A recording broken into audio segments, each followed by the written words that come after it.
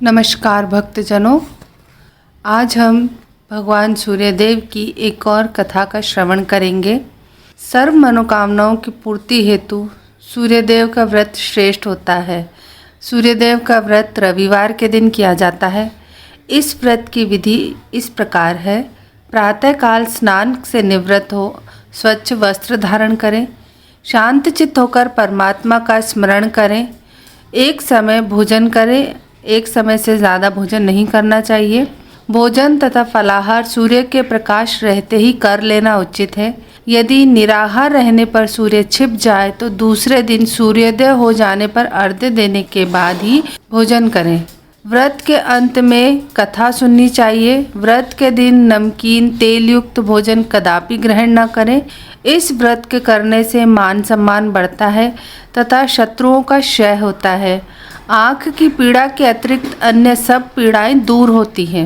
आइए भक्तजनों, अब हम रविवार व्रत की कथा सुनते हैं। एक बुढ़िया थी। उसका नियम था प्रति रविवार को सवेरे ही स्नान आदि कर, घर को गोबर से लीप कर, फिर भोजन तैयार कर भगवान को भोग लगा स्वयं भोजन करती थी। ऐसा व्रत करने से उसका घर अनेक प्रकार के धन धान्य से पूर्ण था। श्रीहरि की कृपा से घर में किसी प्रकार का विघ्न या दुख नहीं था। सब प्रकार से घर में आनंद रहता था। इस तरह कुछ दिन बीत जाने पर उसकी एक पड़ोसन, जिसकी गौ का गोबर वह बुढ़िया लाया करती थी, विचार करने लगी कि वह वृद्धा सर्वदा मेरी गौ का गोबर ले जाती है, इसलिए अपनी गौ को घर के भीतर बांधने लगी। बुढ़िया गोबर न मिलने से रविवार के दिन अपने घर को न लीप सकी, इसलिए उसने न तो भोजन बनाया न भगवान को भोग लगाया तथा स्वयं भी उसने भोजन नहीं किया।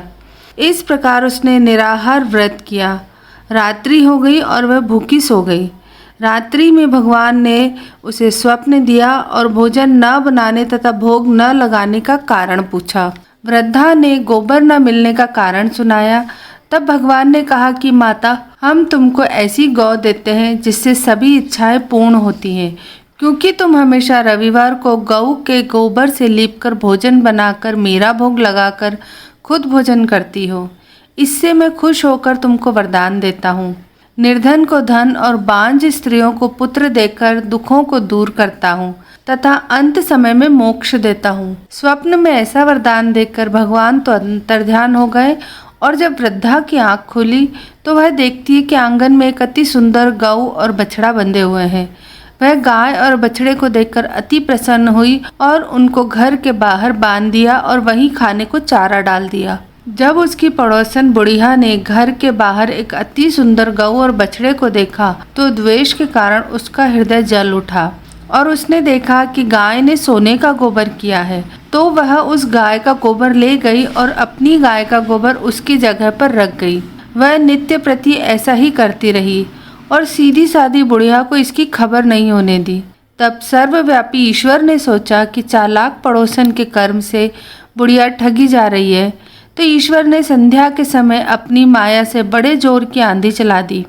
बुढ़िया ने अंधेरे के भय से अपनी गऊ को भीतर बांध लिया। प्रातःकाल जब वृद्धा ने देखा कि गऊ ने सोने का गोबर दिया है तो उसके आश्चर्य की सीमा न रही और वह प्रतिदिन गऊ को घर के भीतर बांधने लगी।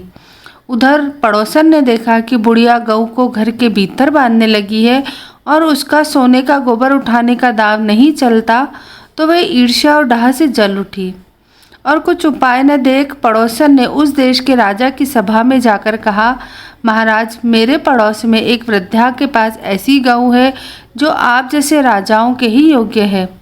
वह नित्य सोने का गोबर देती है। अगर उस सोने से प्रजा का पालन करिए। वह वृद्धा इतने सोने का क्या करेगी। राजा ने यह बात सुन अपने दूतों को वृद्धा के घर से गऊ लाने की आज्ञा दी।